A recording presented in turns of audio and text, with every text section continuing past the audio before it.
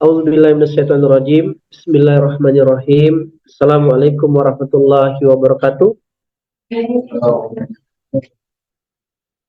Alhamdulillahi rabbil alamin. Wassalatu wassalamu ala asyrafil anbiya'i wal mursalin wa ala alihi washabihi ajmain. Qala rabbi shrah li sadri wa yassir li amri wahlul 'uqdatam min lisani yafqahu qawli. Asyhadu an la ilaha illallah wa asyhadu anna Muhammadar Rasulullah.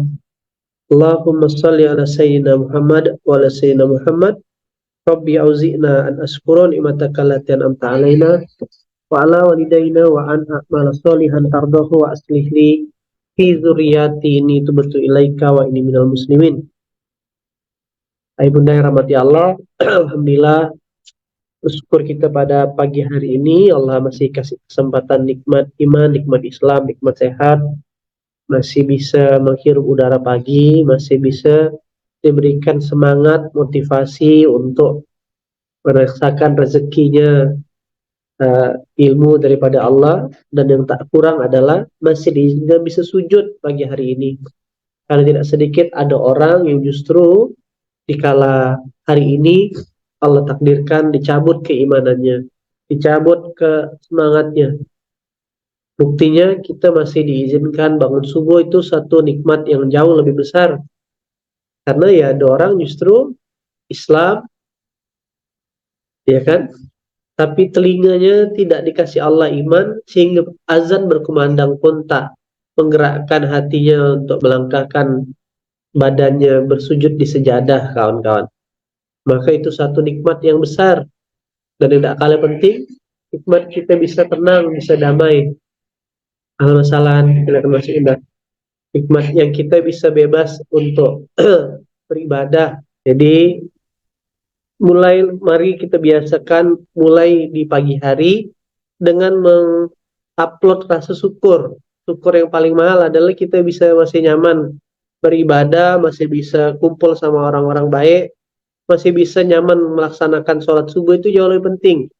Nah itu coba lakukan hal itu. Jangan begitu bangun tidur langsung ingat Allah bayar utang ke hari ini. Jangan kawan-kawan. Oke? Allah masih jomblo rupanya aku. Jangan kayak gitu. Jadi begitu bangun tidur, yang harus diupload adalah rasa syukur. Karena itu kenapa doa bangun tidur tuh, tahu doa bangun tidur kan? Alhamdulillahilladzi at'amana wa saqona. Salah. Alhamdulillahilladzi ahyana ba'dama amatana wa ilaihin nusur. Segala puji bagi Allah, dimulai dengan bersyukur. Nah, alhamdulillahilladzi itu bukan hanya di lisan kita kawan-kawan, tapi ditarik perasaan segala puji bagi Allah itu yang telah membangunkan aku dari mati kecilku, ya kan? Yang sebenarnya bukan hanya sekedar itu, tapi telah memberikan kita nikmat, memberikan kita kesyukuran, memberikan kita kesempatan sholat, itu jauh lebih mahal. Oke? Nah, hari ini kita ngaji di juz 29. Salah satu, sebelum saya cerita tentang isi di 2 lembar pertama, saya mau melanjutkan sedikit kisah tentang cerita Nabi Sulaiman yang pernah memohon kepada Allah. Jadi memang Nabi Sulaiman ini salah satu nabi yang suka minta proyek sama Allah. Kalau nabi-nabi yang lain mintanya sebagai hanya pertolongan, maka dari cerita Nabi Sulaiman, sebagaimana banyak kekuatan yang Allah titipkan, jadi Nabi Sulaiman ini kerja beberapa, maka doanya itu an askuro nikmataka lati, agar minta bisa terus berbuat akan nikmat yang diberikan. Tahu kan kelebihan Nabi Sulaiman apa kira-kira? Bisa ngapa Nabi Sulaiman? Bicara sama binatang dan mengendalikan manusia dan terutama memimpin manusia dan bangsa jin. Jadi akhirnya karena diberi kekuatan itu, Nabi Sulaiman minta sama Allah, ya Allah, boleh enggak aku minta diizinkan, diberi kesempatan untuk mengangkat iblis. Aku pingin memenjarakan seluruh iblis, kata dia, di muka bumi ini. Nah, bayang nggak bayar? Keren kan? Baru kali ini, saya pikir tak ada manusia yang pengen nangkap iblis. Begitu baca ceritanya, Nabi Sulaiman pernah punya cita-cita itu. Nah, kalau udah ada, jangan-jangan kalau dulu sudah ada YouTube-nya, mungkin banyak viral kali videonya. Jadi jangan kata Allah, kau tidak akan bisa, kata Allah. Tidak apa-apa ya Allah, aku coba ya. Dulu pernah dengar kisah kan Nabi Sulaiman pingin bercita-cita, pingin ngasih makan seluruh ikan di lautan, betul lah? Dan ternyata cuma satu jenis ikan ya. Dan itu sekali makan ya, tak sanggup lagi gitu Nabi Sulaiman. Nah, ini minta proyek baru lagi. Ingin memenjarakan seluruh iblis. Jangan kata Allah, kau tak akan sanggup. Tak apa-apa ya Allah. Udahlah, akhirnya nego, coba. Nah, jadi beginilah harusnya kita kalau jadi orang kaya yang punya banyak kekuatan. Harus riset terus untuk proyek Allah. Akhirnya Nabi Sulaiman mencobalah dengan segala kekuatannya. Nabi Sulaiman mencoba menangkap iblis.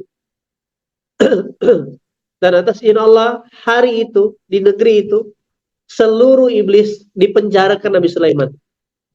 Berhasil dia. Nah, keesokan harinya, ya kan, kan harapannya ketika iblis dipenjarakan Nabi Sulaiman, maka tak ada lagi orang-orang jahat.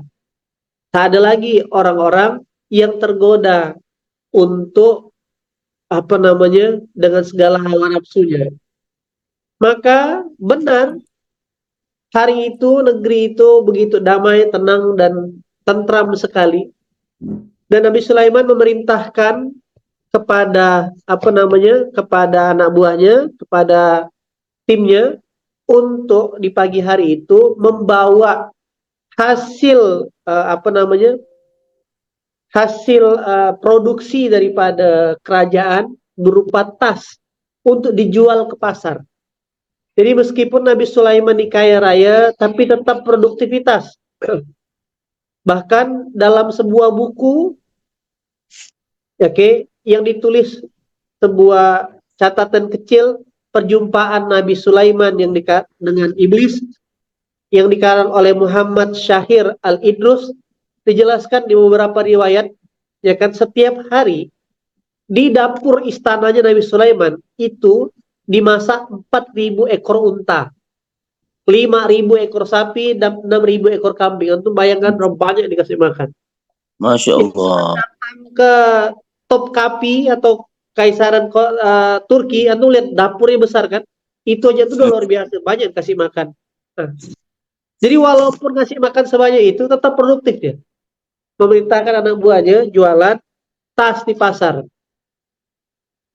Begitu sampai ke pasar, kagetnya anak buahnya, tak ada satupun orang yang berjualan di pasar.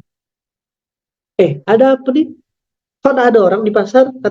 Kata anak buahnya Nabi Sulaiman. Balik ada, wahai baginda, tak aku jumpai pedagang yang di pasar. Ada apa ya? Akhirnya Nabi Sulaiman lapor ke Allah. Ya Allah, kok ada fenomena yang berbeda setelah aku menangkap iblis? Aku tak jumpai orang ramai di jalan, ramai di pasar. Lalu Allah pun tersenyum. Itulah konsekuensinya. Ketika engkau sudah memenjarakan semua iblis, orang tak ada lagi nafsu. Nah, orang tersisa tak ada lagi nafsu dunia, yang tersisa semuanya ingin ke akhirat. Jadi rusak tatanan kehidupan. Jadi kalau ditanya, tetap ada manfaatnya iblis itu. Biar mall tetap ramai gitu. Oke? Betul kan? Biar mau tetap ramai. Ada juga manfaatnya dia. Nah, artinya kawan-kawan, Allah itu juga punya kewajiban akan neraka. Allah juga punya kewajiban untuk mengisi penghuni neraka. Makanya Allah ciptakan pemainnya, aktornya namanya iblis. Kalau Allah mau memusnahkan Azazil sejak dulu, bisa. Sejak dia tak mau sujud, tinggal ditiup ya, delete. Selesai tak kira-kira? Selesai. Nah, maka harus sadari benar permainan yang Allah ciptakan itu dalam rangka menyempurnakan ekosistem. Begitu, kawan-kawan. Nah, dan itu kenapa kan? Coba lihat janji Allah terhadap neraka di surah Al-Muluk tadi yang kita baca. Surah ke-76, ayat ke-7.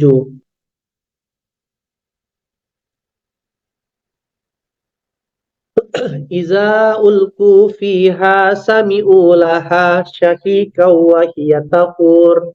apabila dilemparkan ke dalamnya, mereka mendengar suara neraka yang mengerikan, sedangkan neraka itu membara, kata Allah.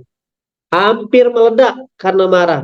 Setiap kali ada sekumpulan orang-orang kafir dilempar dalamnya, penjaga neraka itu bilang, kita nih ya, belum ada yang ngasih tahu kalian. Begitulah dia.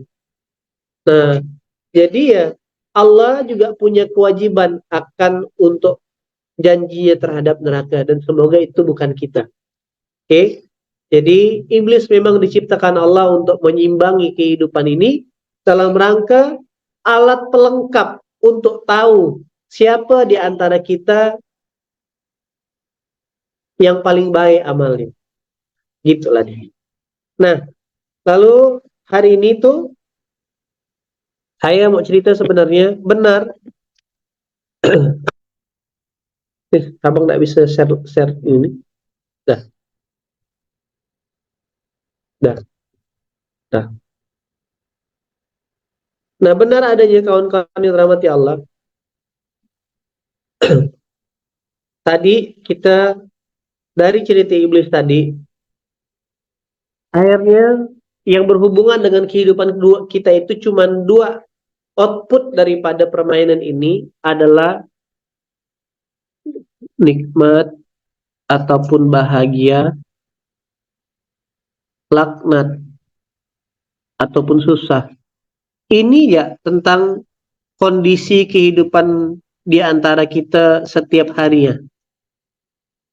Kehidupan kita tuh cuma dibedakan dengan dua produk, yaitu orang yang sedang mendapat nikmat, kebahagiaan, atau orang yang sedang dapat laknat, kesusahan, betul?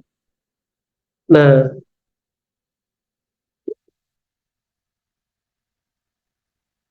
gimana caranya, ya kan?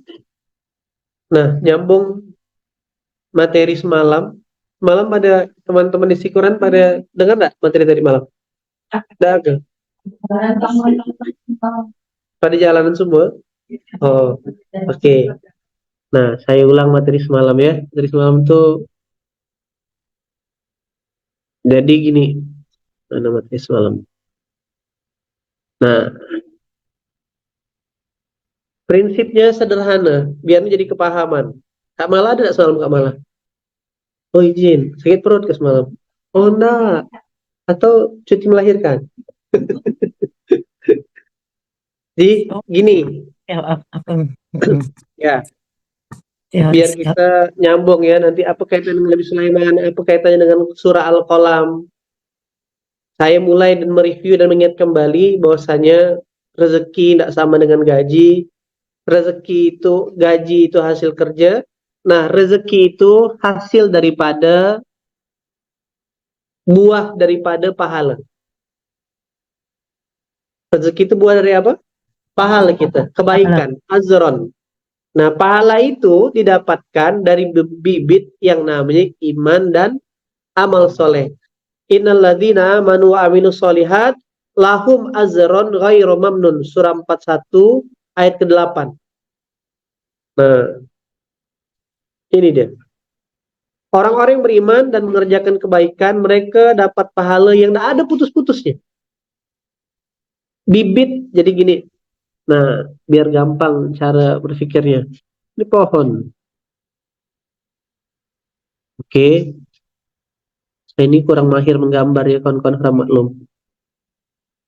Tidak dilahirkan untuk jago menggambar.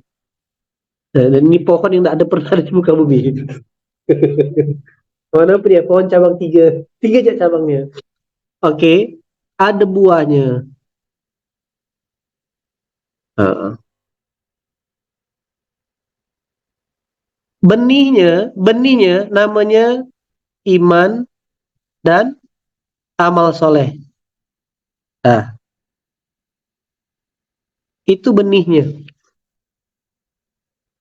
Buahnya tadi itu, itulah yang namanya pahala. Hasil olahan buah, itulah yang disebut rezeki, kawan-kawan. Dari buahnya, di jus buahnya itu jadi rezeki. Nyambung analogi sederhananya? Oke, berarti sebelum bicara rezeki, sebelum bicara pahala, yang jauh lebih penting apa? Iman dan amal solehnya dulu. Kalau baguslah benihnya tadi itu, catatan iman dan amal solehnya, maka banyaklah buahnya. Banyaklah yang bisa diolah dan diproses, betul? Kalau tak ada benihnya, kira-kira jadi tidak pohonnya? Ini ya analogi biar keren. Benihnya ini, pohonnya pahala, buahnya rezeki. Nah, olahan buah ini lah macam-macam. Bisa jadi jus, bisa jadi manisan, bisa jadi apa namanya, eh, apa roti, bisa jadi apa kalau dikeringkan tuh keripik, betul kan? Nah, maka artinya yang sering akhirnya fenomena yang terjadi yang saya jumpai kawan-kawan hari ini adalah kenapa orang tak sampai merasakan roti, keripik, jus manisan tadi tak terbuah, tak terjadi. Jangankan dapat pahala, jangankan dapat buahnya, pohonnya tumbuhnya tak ada. Pohonnya tumbuhnya enggak, pohon pahalanya enggak tumbuh. Kenapa demikian? Lihat tadi kombinasinya iman dan amal soleh.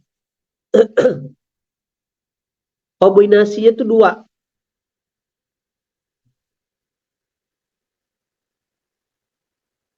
Nah, kombinasinya ada apa tadi? Iman dan amal soleh. Itu ibaratkan benih dan pupuk.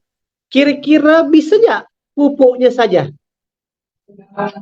Terus benih saja bisa nggak kira-kira? Enggak. Kalaupun dia tumbuh kawan-kawan, dia tidak kuat layu, gampang mati, betul? Antum tengok cara gampang, pergi nanti lihat di Ismuya ya. Itu lihat pohon-pohon teram bersih yang depan pondok Quran tuh, itu tahunnya semuanya sama dibangun. Ada pohon yang mengakarnya kuat, yang depan pondok Quran, ada yang batangnya tetap sedikit. Nah, ternyata yang membedakan waktu proses tanamnya, yang satu dibagus pupuknya, tempatnya settingannya pas, yang satu asal tanam. Atau tengok tuh di tempat parkiran dekat ring basket ada pohon, anak-anak salah semen. Tadi saya kemarin sore baru sadar, pohonnya di semen. Siang dia tak bisa bertumbuh. Begini aja. Sian pohon, gimana aku bertumbuh? Aku dijepit kata dia. Help me. Itulah dia kalau boleh cerita ya. Dah. Kayak apa itu tuh? Wah, bertumbuh. Bisa enggak kira-kira? Kayak malah lah misalkan dikempit terus dia. Bisa enggak tumbuh? Tak bisa cikgu dibiarkan dipapas gitu ya pakai kotak badannya. Ya kan? Tak bisa tumbuh. Nah, maka sekali lagi ini coba bibit iman dan amal soleh. Coba ulangi. Pohonnya pahala, buahnya rezeki, Buahnya rezeki. hasilnya jus, keripik, roti, manisan. Lisan. Kita ingat kalau gini ya. Saya sengaja mudahkan. Jadi kalau bicara hasil itu tergantung olahan dan suka-suka yang punya. Hasilnya teh botol susro, teh kotak. Baru kali ini pengajian pagi-pagi teh kotak nih kreatif tuh. Oh spesial. Bukan, soal berkebutuhan khusus. Oke. Wih, so. Pandai ngomong deh, Mas Rezeki. Nah, dua daripada perjalanan ya. Bicara ada nah. Pembicara tergantung pengorbanan, ya kan? Aduh.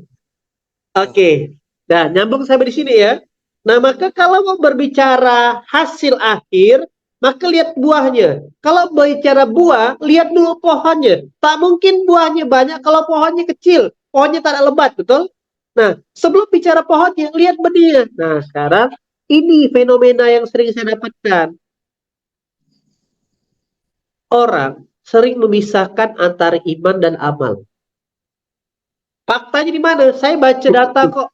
Orang-orang yang terlibat tanda kutip support, contoh yang support sidak bulan ini, itu di semuanya itu ada 17.000 orang menurut data. Berarti dia sudah masuk dimensi amal. Harusnya ada 17.000 orang juga yang ngaji. Harusnya. Tapi akhirnya setelah saya baca data, antara orang yang ngaji agak sedikit pelit berbagi, bahkan tak berbagi. Antara orang yang berbagi, setannya bilang, kau kan udah sedekah, adalah banyak dah pahala kau. Itu Mas. Coba diperhatikan data di Askom. Saya nggak perhatikan. Orang-orang infak di online tuh, kalau diajak ngaji berat sekali deh. Nah, antum-antum yang datang nih, itulah orang-orang yang di tengah-tengah. Alhamdulillah, insya Allah istiqomah. Nah, ini fenomena. Jadi, dan itu baik. Saya ngobrol sama teman-teman di domain duafa, ngomong sama teman-teman di amalsoleh.com, sama tuh. Orang-orang yang sedang senang berbagi, itu sebagian besar mereka bahkan yang belum hijrah. Jadi orang-orang, terutama orang-orang kaya, orang-orang entertain, belum pakai jilbab, itu memang senang sekali. Memang Allah titipkan kekayaan pada mereka, terus setan bisikkan, udah lah, kau kan udah sedekah, udah cukup dah. Dan banyak pengusaha yang saya jumpai, begitu juga cara berpikirnya. Ada kemana saya jumpai pengusaha, dibilang kayak gini, saya pikir tuh Ustaz, sedekah aja cukup, pala dia sedekahnya cukup. Ngerti nggak? Ngerti palanya? Dia terus ngerti nggak dia terus? Nah, pura-pura ngerti ya? Pala otak dia. PH. Nah, jadi kawan-kawan, inilah fenomenanya. Saya tuh coba ngerenung apa masalah orang dia. Begitu juga, mohon maaf, orang-orang yang semangat ngaji. Kalau majelis taklim, tak kurang-kurang, datang terus. Jadwalnya penuh. 40 majelis taklim dalam sebulan. Tapi begitu diajak, ayo, karena yatim yuk. Aku sibuk, udah balik ngaji tuh. Tak sempat aku nih, masak di rumah. Ngurus cucu, ngurus ini. Diajak berbuat kebaikan, sibuk. Coba perhatikan. Nah, coba perhatikan teman-teman yang kalau, ayo ngantar ke pondok. Jangan jauh-jauh. Distribusi akbar. Ramai naik datang. Suka kan teman-teman kan yang MNH? Nah, ayo suruh mim. Mana datang? Iblisnya bilang, udahlah, aku kan ngantar teluk kemarin, dosa capek-capek lagi. Betul kan? Gitu tuh fenomenanya kawan-kawan. Maka yang mendapatkan ajron, yang mendapatkan pohon, yang mendapatkan rezeki adalah orang yang zona tengah-tengah ini, melakukan keduanya. Yaitu antara zona iman dan zona amal, tidak boleh dipisah. Itulah konsepnya ngaji dan berbagi. Nah, lihat muhasabah dalam diri. Jangan-jangan hari ini rezeki tak aku rasakan, tak aku nikmati, karena aku bibitnya aja udah salah. Komposisi bibitnya tidak, gramasinya tidak pas antara iman dan perbuatan baik. Nah, itu kenapa setelah sholat tetap ujung-ujungnya zakat. Tak boleh dipisahkan. Wa atu musola, wa aqamus sholat, wa atu zakat. Tak boleh dipisahkan. Jadi, coba, jarang kalimat iman itu berdiri sendiri. Selalu beriman dan berbuat kebaikan. Lahum azron ghairu mamnun. Surah 41 ayat 8. Dan bagi orang-orang yang beriman dan mengerjakan kebaikan, mereka mendapatkan pahala yang tidak ada putus-putusnya. Dan saya coba juga ingat-ingat sejak 10 tahun yang lalu mulai hijrah. Bedanya saya dengan teman-teman satu angkatan pada waktu itu, saya habis ngaji, lalu coba tanya sama kiai, apa yang bisa saya lakukan, apa yang bisa saya kontribusikan, gitu cara berpikirnya. Nah, jemaah sekarang ini, santri sekarang ini agak unik. Bukan tanyakan apa yang bisa kontribusikan, tapi apa yang kiai bisa bantu untuk saya. Betul lah. Coba, zaman dulu tuh, sahabat Rasulullah tuh, Utsman bin Affan, Ali bin Abi Thalib, Umar bin Khattab, Umar. Begitu dia masuk Islam, disitulah dakwah Islam terang-terangan, langsung tegak ke pasar. Ayuhan nas, wahai manusia, siapa yang berani ganggu Muhammad berurusan sama aku? Gitu kan. Nah, kalau sekarang, baru kamu masuk Islam, Kiai, tolonglah saya Kiai. Nanti kalau ada itu kena tagih, boleh lagi bantu omongkan lah. Kiai disuruh depan. Agak pintar ya. Kiai. Berlaku buat yang jomblo gitu gak Kiai? Boleh gak nanti bantu ngomongkan sama calon saya Kiai? Bantu ngomongkan gitu kan. Itu yang jomblo. Dibalik posisinya. Nah kalau dulu, coba lihat Utsman bin Affan. Begitu masuk Islam ya kan.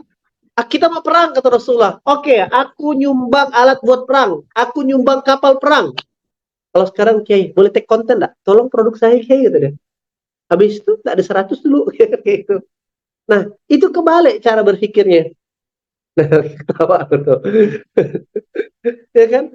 Nah, jadi teman-teman rahmati Allah, beriman dan berbuat kebaikan. Jadi bedanya saya awal-awal waktu hijrah waktu itu, habis ngaji, saya tanya. Mikirkan, oh gimana caranya infak beras nih bisa berkembang ya? Gimana dakwah Kiai Lukman ini bisa ramai ya? Kan kerjaan saya ngajak orang untuk datang kajian, bikinkan seminar ribuan orang. Nah itu kawan-kawan. Jangan-jangan, ya kan? Itu yang belum kita kontribusikan. Agar konten mulus, pinjam dulu 100. Nah, itu pintar kan? Lihat tuh kelakuannya. Agar konten mulus, pinjam dulu 100. Nah, jadi harus ingat-ingat. Masukkan ke dalam kepala tadi. Apa bibitnya kawan-kawan? Apa nama pohonnya? Apa nama buahnya? Rezeki. Rezeki. Nah, maka cara membetulkannya adalah ingat ya, tidak boleh dipisah. Iman dan amal soleh. Iman itu urusan kita ke Allah. Amal soleh itu adalah sesuatu tindakan yang punya dampak kebaikan kepada makhluk Allah. Hanya ngasih semangkok susu kepada anjing, ditakdirkan Allah masuk surga. Hanya menyelamatkan hewan, masuk surga. Jadi amal soleh itu luas kawan-kawan. Oke, nah. Nah, ini kaidah pertama, rumusnya. Kita kan bicara tadi, hidup itu cuma dua yang tadi kita diskusikan. Baik itu antara nikmat sama laknat, antara bahagia sama susah. Nah, berawal dari pohon rezeki ini. Nah, kaidah kedua, ingat ini dia bibitnya, tidak boleh dipisah. Harta dan jiwa. Lalu, Ustadz, saya sudah lakukan. Saya sudah lakukan kaidah itu. Tapi kok hidup saya masih susah? Saya entah dari kemarin tuh, banyak sekali dicurhati oleh jemaah sekalian rezeki. Ada 4-5 orang. Macam-macam cerita dan kisahnya. Bukan hanya dari kemarin, bukan hanya jemaah sekalian rezeki. Kemarin 2-3 hari lalu ketemu teman, gitu juga. Macam-macam fenomena yang unik, ya kan? Nah akhirnya yang sering dicurhatkan tuh adalah, Ustadz, kenapa kok makin saya hijrah nih ya, ujiannya makin banyak, betul nggak? Betul. Kok semangat sekali jawabnya. Oh, pengalaman. Kok makin saya hijrah nih Ustadz, ada-ada aja ujiannya, makin banyak ujiannya. Nah, maka saya coba gambarkan supaya kawan-kawan ini tidak, jadi gini, apa yang buat orang hijrah tuh justru makin susah. Dia semangat ngaji, dia semangat sholat, tapi ngeluhnya juga semangat. Dia mungkin sudah tidak maksiat, seperti pembunuh, ya kan? Dulu sebelum hijrah kerjaan bunuh nyamuk. Sini. Nah, ternyata yang sering kita lupakan adalah Allah sudah sebutkan kan permainannya di surah Ibrahim, surah ke-14 ayat ke-7. Wala in kafartum. Nah, ini kalimat ini, selalu kalimat yang sering kita dengarkan, lain sakatul azidannakum. Tapi kalimat wala in kafartum. Inna azabila, kan lihat ya. Kalau dia bersyukur, ditambah. Tapi kalau dia kufur, bukan dikurang. Tetapi malah dikasih azab. Jangan itu. Kalau bersyukur malah ditambah. Kalau kufur, justru disiksa kawan-kawan. Jangan-jangan pertolongan tak datang, ujian terus, azab terus bertambah, bukan karena lagi kita maksiat riba, maksiat mendekati zina, maksiat berdusta, tapi karena mengeluh tadi itu. Apalah ujian datang terus Ustadz ya. Maka coba saya gambarkan petanya. Coba rata-rata, ada enggak yang dari umur 12 tahun udah belajar Quran macam ini?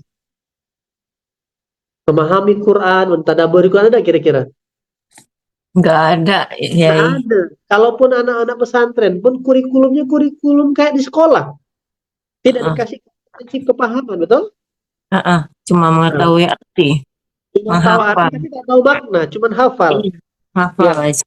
Nah sekarang kira-kira, boleh jujur kira-kira, sebagian besar rata-rata kita nih baru belajar memahami Quran umur berapa? Ayah Asnawi umur Umur berapa baru belajar Quran? 40-an. Setelah banyak Setengah abad. masalah. Oke, oke. Saya 63. saya ambil adil lah ya 35, sepakat? Oke. Coba ingat-ingat, baru hijrah. Coba ingat-ingat sebelum umur 35. Zaman-zaman kita pacaran. Berapa banyak dah tuh dosa mendekati zina. Pegang sana, pegang sini, gonta-ganti pacar, sering PHP kan orang, selingkuh sana, selingkuh sini. Oke. Zaman kita di era waktu itu ndak pakai belum kenal jilbab. Dosa kita waktu itu melalaikan sholat. Dosa kita di kala itu makan.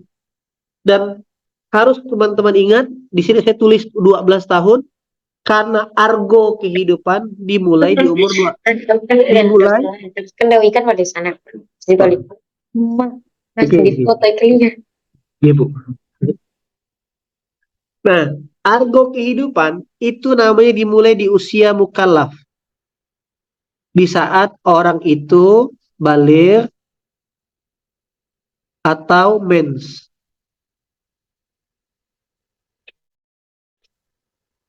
Disitulah, disitulah pertandingan catatan amal dan catatan keburukan dimulai oleh Allah. Oke, kira-kira kawan-kawan yang benar. Berarti kan begitu dimulai, disitulah pertandingan dimulai. Yang benar secara kaidah, latihan dulu baru bertanding atau bertanding dulu baru latihan. Klub sepak bola timnas Indonesia akan laga menjadi di laga Asia. Maka 3 bulan, 6 bulan sebelum masuk kompetisi latihan dulu, betul? Nah, kita Iya. balik kan dengan kehidupan kita. Kalau kita kan bertanding dulu baru belajar. Allah salah rupanya saya ke. Betul kan? Bertanding dulu kita dalam kehidupan ini. Catatannya udah mulai sejak umur 12 tahun, sejak balik, sejak catatan kehidupannya udah mulai. Nah, ini yang harus kita rapikan, bereskan untuk anak cucu generasi keturunan. Maka sehingga banyak kehidupan kita, pertandingan yang sedang kita lalui, salah semua catatannya. Cara untuk punya rumah, akhir kena di riba. Cara besarkan perusahaan, kena lagi dosa riba. Ya kan? Pacaran mendekati zina. Nah, dagang melalaikan waktu sholat. Merasa pintar dan meninggikan suara ke orang tua. Halal haram tidak ngerti, yang penting bawa, yang penting untung. Catatannya banyak dah. 12 sampai umur 35, segini catatan kita. Catatan maksiat. Nah, dosa mendekati riba, dosa gibah, pagi gibah, tiap minggu ada yang kita diskusikan. Banyak tak kira-kira? Banyak. Kalau ini ditimbang, anggaplah simulasi 1 ton. 1000 kilo. Lah kita baru hijrah, baru merapikan sholat, baru kenal Quran, baru mandi wanjus. Anggaplah udah 5 tahun nih istiqomah. Kalau ditimbang, baru 5 kilo. Berarti kalau dikalkulasikan masih minus tak gitu? Si minus. Orang kalau punya hutang di lembaga keuangan di bank, dia diapresiasi atau ditagih? Ada nggak orang punya hutang diapresiasi? Inilah dia, orang-orang yang hutang terbesar di kami. Ada kira-kira? Nah, yang diapresiasi itu yang nabung. Yang dapat undian tuh, yang nabung. Betul kan? Nah, yang dapat layanan prioritas tuh, yang nyimpan uang yang banyak. Betul lah kira-kira? Ah, begitulah saldo di langit. pengen bahagia, kau utang banyak sama aku, kata Allah. Coba ada cara aku mau apresiasi. Gitu dulu. Nah, kesadaran inilah yang harus dibangun. Saldo catatan buruknya 1000 kilo, catatan baiknya masih 5 kilo. Masih utang berapa kita? Terus mau nuntut bahagia kayak gitu. Mau nuntut, terus ngelihat kan nyamannya hidup dia ya. Ya Allah, kok aku nggak bisa seperti mereka hidup bahagia bersama orang dicintainya. Padahal dia pun sandiwara juga. Karena selalu rumput tetangga itu kelihatan lebih baik, padahal rumputnya sintetis. Oke? Nah, maka ini dulu, setelah memahami tentang kaidah pohon tadi, antum sudah rapikan benih, lah kita baru nanam benih sekarang kok, baru betul ya. Kemarin rusak tanah yang kita tanam. Ya, Bang? Nah, maka kesadaran ini yang penting. Kenapa kesadaran ini penting? Biar kita tidak ngeluh jadinya. Oh, wajar, utang aku 900. Jadi coba bayangkan.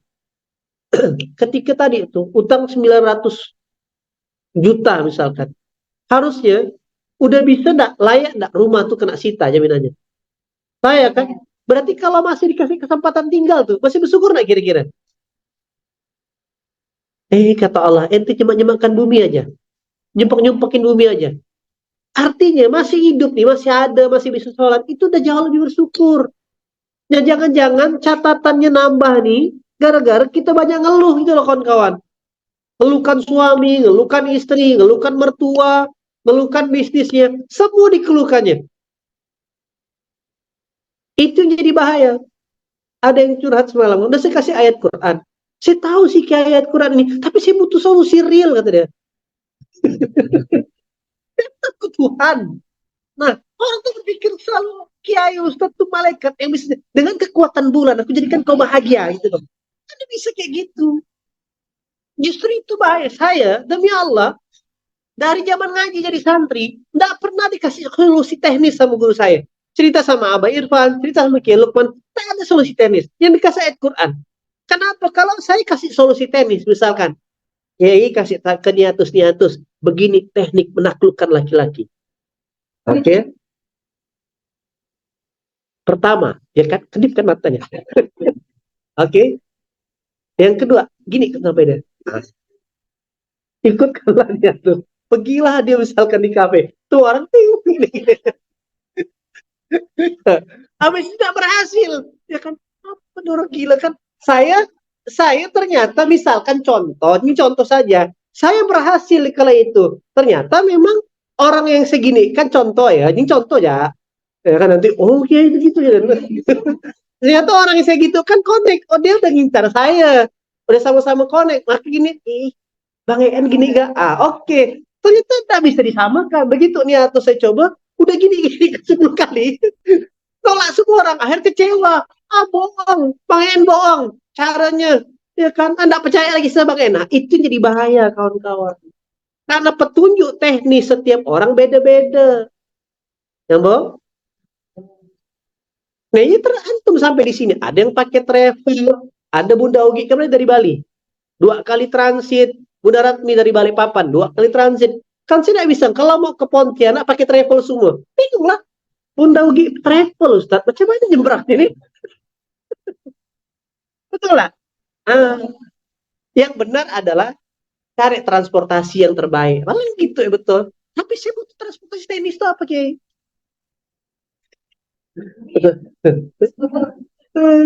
Itulah umat. Akhirnya saya bilang, akhirnya kasihan. Jadi saya bilang, tetap semangat Kak. Saya bilang, saya bukan tidak mau tidak mau kasih tahu solusi teknis. Takut ya tergantung, salah, tidak boleh. Harus bergantung dengan Quran, bukan bergantung dengan saya. Nah, akhirnya itulah dapat kepahaman. Oh, nah, kadang seringkali kita tuh jadi playing victim di hadapan Allah. Merasa terus jadi korban terus. Sehingga kita berhak untuk berkeluh kesah. Bahaya. Mental menjadi korban di hadapan Allah itu yang bahaya kawan-kawan. Ya Allah, ya Ustaz, ngapa Allah tidak adil ya Ustaz ya? Udah 7 purnama, saya masih jomblo. Senar gak? Sabar gak dia? Tenang. Biasanya yang udah pada balik ke Pontianak ini datang jauh-jauh, balik dapat hadiah dia. Waktu pasti pesawat kan ada sultan dari Arab ya kan. Haja, haja. Anaknya Lombok gitu loh. Oh, I feel Lombok. Oke. Wah. Kalau kayak iklan aku. Wah, dikasih pesawat. Udah. Oke. Nah, ini loh. Kesadaran mengingat. Coba ingat-ingat. Dari usia mukalaf sampai kita hari ini hidup. Lebih banyak pahala atau lebih banyak dosa? Nah, sekarang kok ente pede minta bahagia?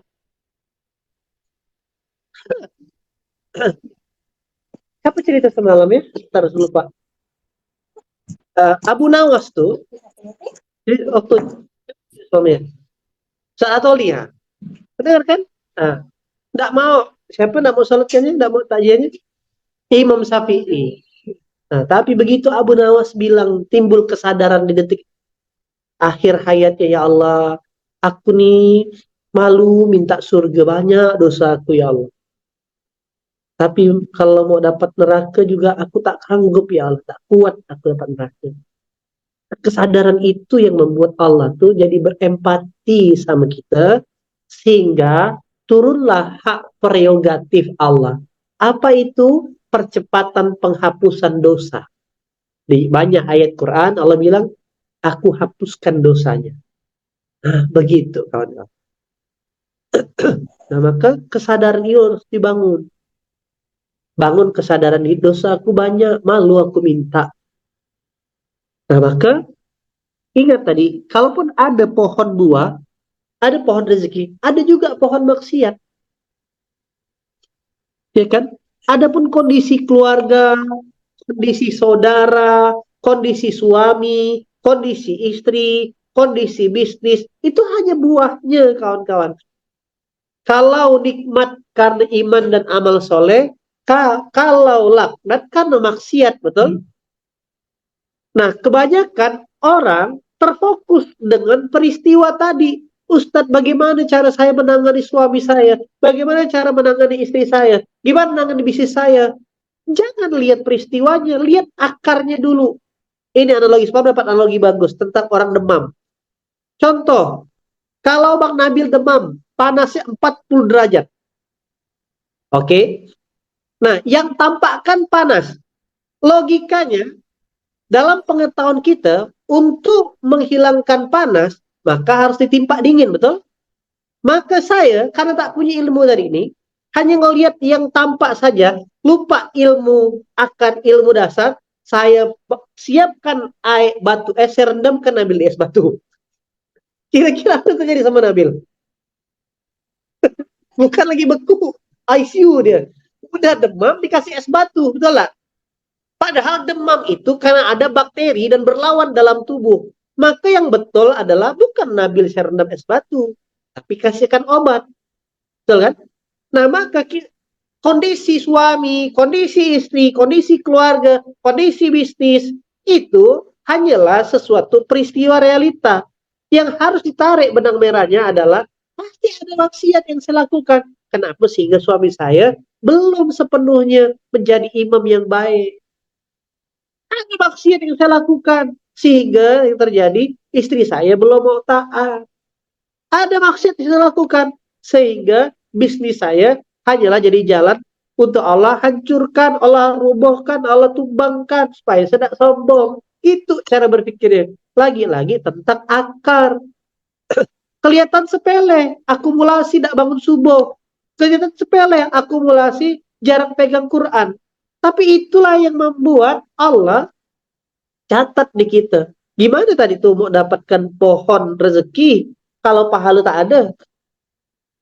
Nah, sebaliknya jangan-jangan yang kita tanam pohon laknat daripada Allah, pohon kesusahan. Karena tumpukan maksiat yang tidak kita sadari, kawan. Maka sekali lagi, kenapa belum dapat bahagia? Kesadaran ini dibangun. Kenapa kesadaran ini penting? Biar kita tak terjebak dalam zona kekufuran. Abang sampai sini? Nah, maka ini stepnya kan. Setelah bangun kesadaran diri, sadar, ingat dosa, ingat mati, yang dibesarkan syukurnya, makasih ya Allah, masih bisa diberi kesempatan untuk menembus dosa. Maka yang harus di-upgrade setelah dua hal ini, baru yang dibesarkan adalah iman dan amalnya, kawan-kawan.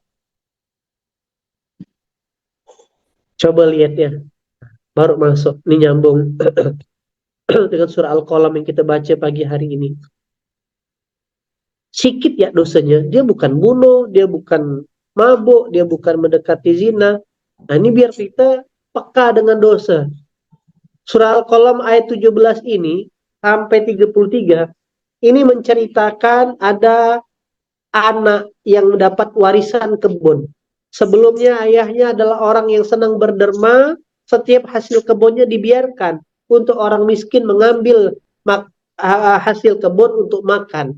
Ketika sang ayah meninggal, diwagikan warisan kepada anak-anaknya, anak-anak ini timbul pelitnya, mengatakan, kita kan tidak cukup, maka ya kan, sungguh kami telah menguji orang-orang musyrik Mekah. Sebagaimana kami telah menguji pemilik kebun ketika mereka bersumpah pasti akan memetik hasilnya pada pagi hari. Besok kita ambil ya, kita panen ya. Tapi mereka tidak mau menyisihkan dengan mengucapkan insya Allah.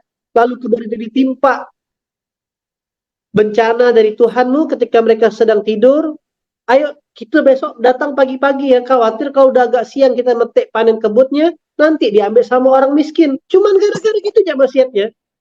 Maka mereka pergilah pagi-pagi ke kebun untuk memetik hasil, dan mereka pun berangkat sambil bisik-bisik. Pada hari ini jangan sampai ya, ente kalau ada orang mau ngambil tahan ya, biar aku metik, kau tahan, jangan sampai ada orang miskin ngambil. Dan mereka berangkat pada pagi hari dengan niat menghalangi orang-orang miskin, padahal mereka bisa kok nolongnya. Kalau mereka bantu orang miskin tuh tidak kurang kok kebutuhan mereka. Maka baru gara-gara salah niat, belum sempat berhasil sepenuhnya menghalangi orang miskin, hanya gara-gara malam hari yang salah niat, mereka melihat, ya kan, maka mereka melihat kebun mereka itu, berkata, sungguh kita orang-orang yang sesat, kebunnya rusak,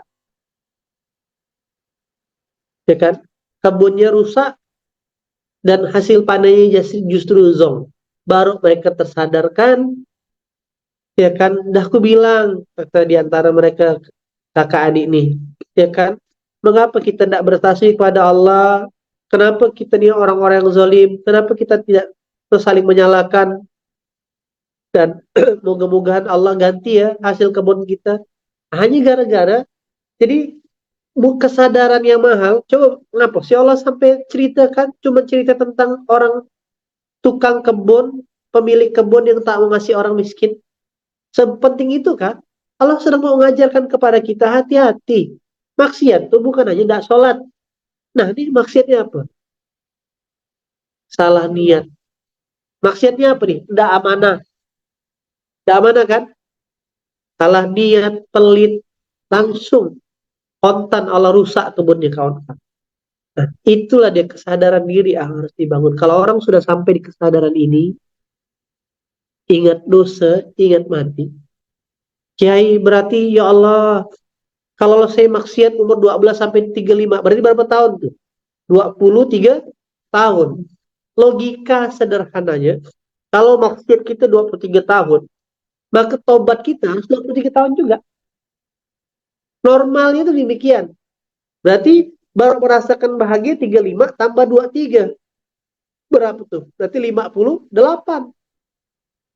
Tapi Allah yang maha hebat punya tawaran. Tawarannya apa kata Allah di surah Muhammad di ayat 2. Kan kalau orang-orang yang menghalangi manusia dari jalan Allah, orang kafir, maka Allah hapus kebaikannya. Sebaliknya, orang-orang yang beriman dan mengerjakan kebaikan, lagi-lagi, dan percaya, beriman apa yang Allah turunkan kepada Muhammad, yaitu Quran, itulah kebenaran, maka Allah hapus kesalahan. Ini salah satu, jadi kan iman dan amal tadi, sambil dia berbuat kebaikan, ini jadi hapus sama Allah. Set, set, set, set. Inilah dia terjadi percepatan dalam hidupnya, kawan. Oke.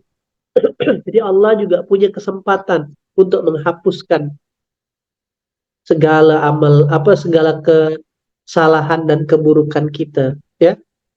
Itu teman-teman yang harus dikejar.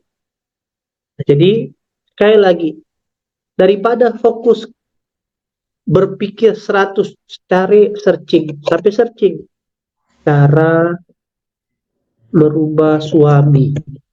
Yang muncul iklan dukun. Nah, pete dicari. Tak ada.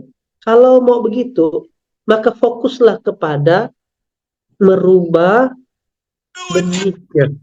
Itulah dapat kepahaman. Apa yang harus dirubah? Benihnya. Kan bukan kita yang ngatur buahnya. Betul nggak? Bukan kita yang ngatur buahnya. Bisa nggak antum ngatur? Oh, nanti buahnya tumbuh sebelah sini ya. Di daun yang ini ya. Bukan. Yang satu-satu yang bisa kita atur adalah menanamkan jumlah benihnya dan disiplin memberi pupuk dan menyiraminya, betul? Kita tidak akan pernah bisa merubah suami kita. Kita tidak bisa merubah istri kita. Kita tidak bisa merubah anak kita. Kan itu yang saya pernah ceritakan. Awal-awal hijrah, awal-awal nikah, ya kan? Duit tidak ada. Kak Mira divonis leukemia. Setiap bulan harus cuci darah. Bayar 5 juta. Bukan 100.000, 5 juta di Darmais itu. Belum ada BPJS, tidak ada apa-apa. Dokter bilang ini tidak panjang lagi umurnya, tidak lebih daripada 6 bulan. Apa yang dilakukan? Kalau saya fokus dengan vonis dokter, maka saya akhirnya berkeluh terus. Ngeluh terus. Nah, fokusnya berbuat kebaikan, fokusnya ngaji, fokusnya ini. Pelan-pelan Allah kasih bisnis, Allah sembuh, Allah kasih kesembuhan. Ini saya mengajak kawan-kawan bergerak ke arah sana.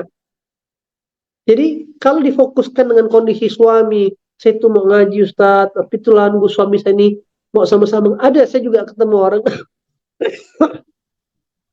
orang kaya gitu ya. Undang orang pengajian ke rumahnya tuh berharap agar suaminya yang ngaji. Salah. Oke, yang akhirnya dia bikin pengajian, dia punya harapan demikian. Akhirnya ketika bikin pengajian suaminya ikut ngaji, ya kecewa. Salah. Bukan kita yang merubah, kawan-kawan. Itu hanya buah tadi. Nah, rubahnya dari bawah.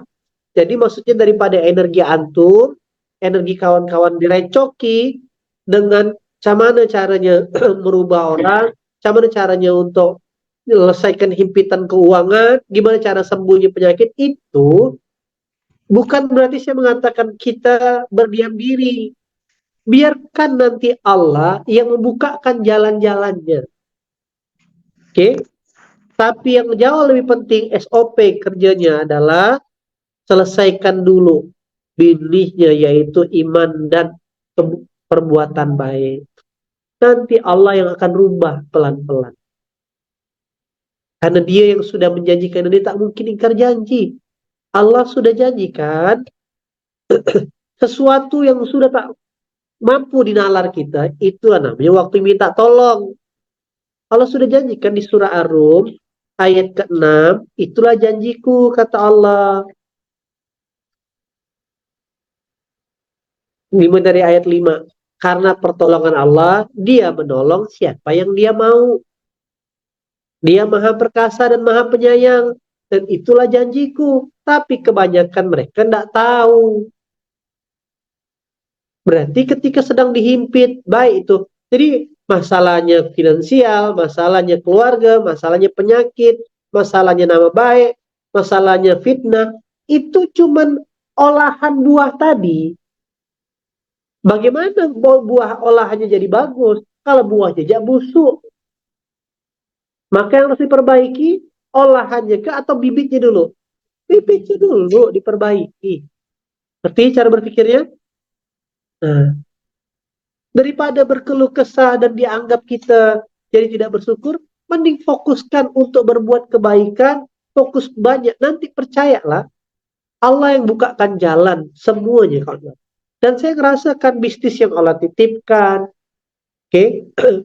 pondok yang dititipkan, masjid yang diamanahkan, Itu semuanya itu wasilah. Allah buka-bukakan jalan bertemu dengan antum-antum semua, punya keluarga seluruh Indonesia.